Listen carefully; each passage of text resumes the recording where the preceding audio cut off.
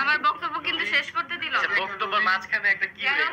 Hello WhatsApp guys, আসসালামু আলাইকুম। বর্তমানে সবাই জানেন না যে প্র্যাঙ্কিং এর ডিরেক্টরের জন্মদিন পালন করার সময় মিরাজ ও শ্যালের সাথে হাসাহাসি করলো। এটা অবশ্যই আপনারা জানেন না। আজকে আমি বলবো যে কেন জন্মদিন পালন করার সময় মিরাজ হাসাহাসি করলো, কেন আজকে আমি এই ভিডিওর মধ্যে সব কিছু দেখিয়ে দেবো এবং সব কিছু বুঝিয়ে দেবো।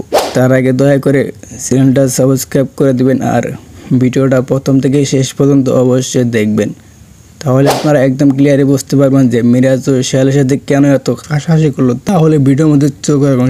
সবাই তো দেখতে পাচ্ছেন যে মিরাজ খান আর 4 বছর প্রেম করছিল, এটা তো আপনারা সবাই জানেন। সাকিব সিদ্দিক এই কারণে করলে মিরাজ আর মিমের প্রেমটা ভেঙে যায়, এটা তো আপনারা সবাই কম বেঁধে কেমন বলবো যে শ্যালের সাথে মিরাজ খান কি বলছে মিমকে। লুকাচ্ছে পিছনে অনেকেই।